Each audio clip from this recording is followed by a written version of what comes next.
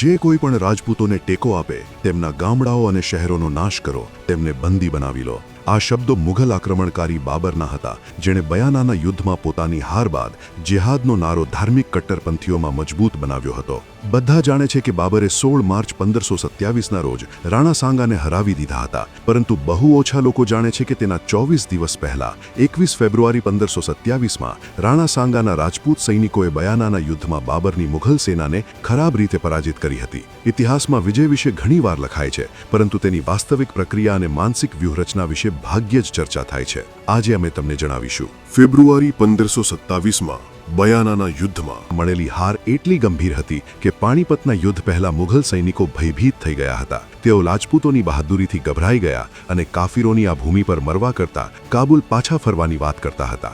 બાબર પોતે પોતાની આત્મકથામાં સ્વીકાર્યું હતું કે રાજપૂત સૈનિકો તેણે લડેલી કોઈ પણ ભારતીય કે અફઘાન સેના કરતા વધુ હિંમતવાન, સંગઠિત અને સન્માન પ્રેમી હતા. તેમની પાસે રાણા સાંગા જેવા નેતા હતા, જેના કારણે સૈનિકો મૃત્યુથી પણ ડરતા નહોતા. અહીં બાબર સમજી ગયો કે ફક્ત તલવાર અને હિંમતથી આ યુદ્ધ જીતવું સહેલું નહીં હોય. તેથી તેણે યુદ્ધની દિશા બદલી અને સત્તા માટેની લડાઈને ધાર્મિક લડાઈમાં ફેરવી દીધી. બયાના ખાતેની હાર પછીના 24 દિવસ સુધી બાબરે તેની સેના સાથે સતત વાતચીત કરી. સમજાવ્યું કે આ યુદ્ધ સંપત્તિ કે સત્તા માટે નહીં, પરંતુ ઇસ્લામ માટે હતું. તેણે તેમને કુરાન ઉપર શપથ લેવડાવ્યા, મુસ્લિમો માટે કર મુક્તિની જાહેરાત કરી, તેમને દારૂથી દૂર રહેવા અને ધાર્મિક નિયમોનું પાલન કરવા વિનંતી કરી. હિન્દુઓને કાફિર ગણાવી તેમની સામેના કઠોર વર્તનને વ્યાજબી ગણાવ્યું. ઇતિહાસકાર વિલિયમ અર્સ્કાઇને તેમના પુસ્તકમાં આ બધું વિગતવાર લખ્યું છે.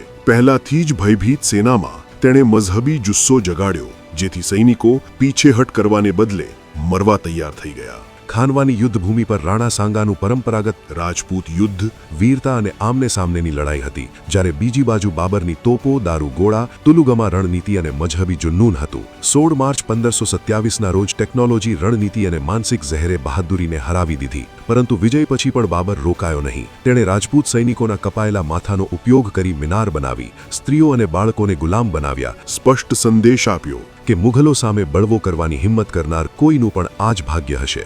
નોંધવા જેવી વાત એ છે કે પાણીપતનું યુદ્ધ જીત્યા પછી પણ બાબરને ગાઝી કહેવામાં આવતો નહોતો. તેને આ બિરુદ ખાનવા પછી મળ્યું હતું, કારણ કે આ વિજય શક્તિનો નહીં પરંતુ ધર્મનો વિજય માનવામાં આવતો હતો. જો બાબરે તેના સૈનિકોને ધર્મનો આ ઝહેરી ડોઝ ન આપ્યો હોત, તો આજે ભારતનો ઇતિહાસ સંપૂર્ણપણે અલગ દિશામાં લખાયો હોત.